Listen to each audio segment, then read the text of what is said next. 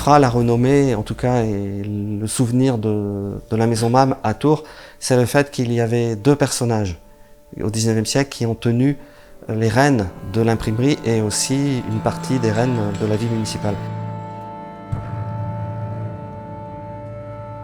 Ernest et Alfred travaillent tous les deux dans l'imprimerie. Chacun a un domaine de spécialité. Et à un moment donné, Ernest, en 1845, fera le choix de la carrière politique. Il sera conseiller général, député et maire de Tours. Là, ils auront la possibilité, à travers deux pouvoirs, le pouvoir économique et le pouvoir politique, de mener à bien le développement de l'imprimerie.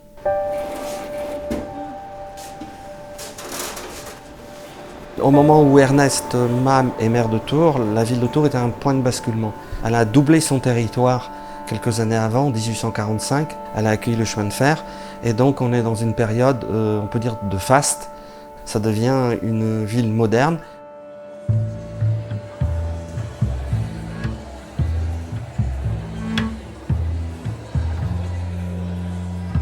Donc on fait des travaux d'aménagement urbain, on amène l'eau courante à partir du Cher, on réfléchit à des transports en commun, on assainit la ville, on aménage des boulevards. Ernest Mam aura à gérer un élément très important qui sera la terrible inondation de 1856.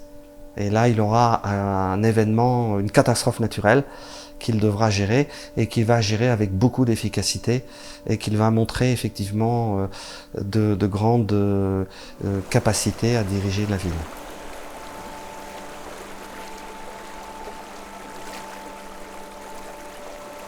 Pour afficher sa réussite sociale, Alfred Mam a racheté un bâtiment prestigieux, un édifice prestigieux rue Émile Zola, qui s'appelle toujours aujourd'hui l'hôtel Mam.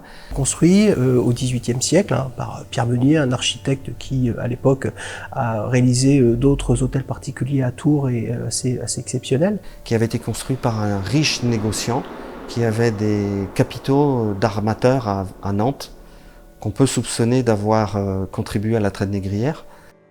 Alfred Mam, il y vivra et ses descendants y vivront toujours. Et c'est resté dans la famille Mam pendant des décennies.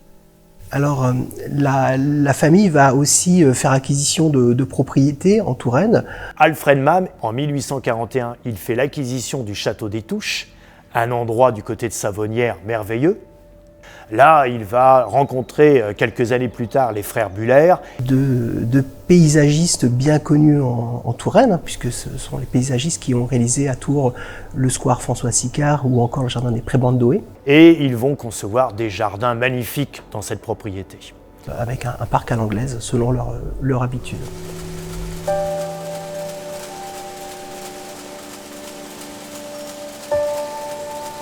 La famille possédait également la papeterie à la Haie des Cartes. Tout simplement parce qu'il y avait la production hydraulique qui permettait de faire tourner les rotatifs pour le papier. La production de papier nécessite des grosses machines et puis ça fait du bruit. Et donc ils ne pouvaient plus le faire dans le centre de Tours en raison du fait de leur présence rue Néricault des Touches. Papeterie qui a permis à l'entreprise de maîtriser les procédés de fabrication depuis la production du papier jusqu'à la vente. C'est une maîtrise complète de la chaîne de production.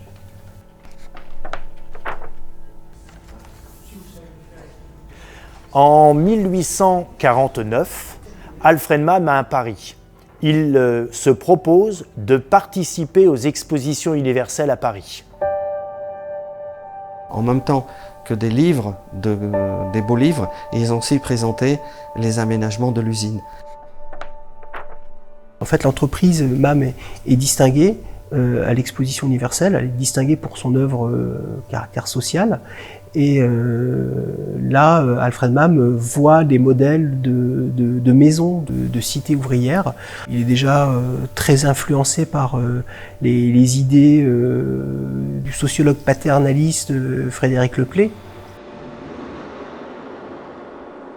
C'est faire travailler les ouvriers, mais pour que les ouvriers travaillent bien, c'est mieux qu'ils soient bien installés et qu'ils aient une vie sociale plutôt stable. Ils vont développer à partir des années 1860 des équipements, comme par exemple une caisse de retraite, après un asile ouvroir, c'est-à-dire un lieu où les ouvriers pourront mettre leurs enfants le matin, une sorte d'école, de crèche, d'ouvroir, où ils ont des activités le soir.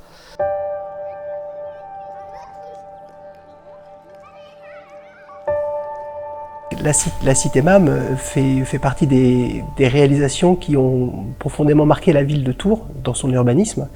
C'est l'un des éléments majeurs de l'œuvre sociale d'Alfred MAM. Ces maisons représentent un vrai progrès social.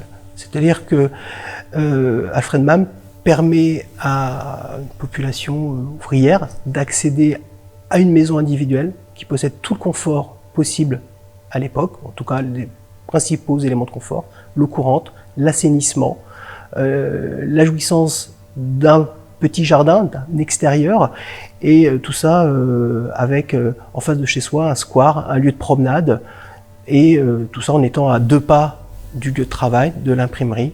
Donc pour les ouvriers, c'est une vraie avancée sociale.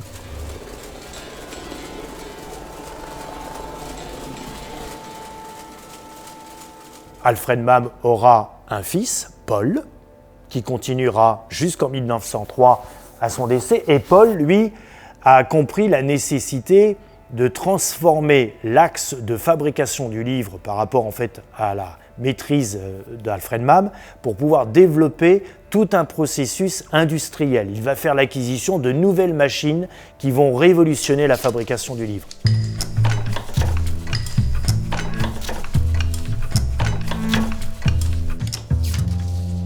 Et on s'équipe en fait de mécanique qui permet d'agrafer les papiers, les cahiers entre eux. On s'équipe de processus qu'on appelle le monotype ou la ninotype. C'est un procédé en fait typographique qui, au lieu de composer des lettres les unes à côté des autres, on va avoir un clavier qui va permettre de concevoir à ce moment-là une ligne. On gagne au niveau de la rapidité dans l'exécution de la typo.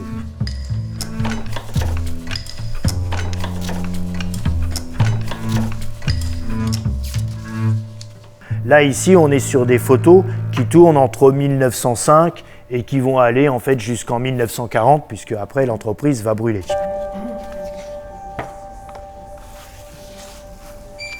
Elle fera partie des immeubles sinistrés, mais complètement sinistrés. Il ne restera absolument rien de l'usine qui est sinistrée en 1940.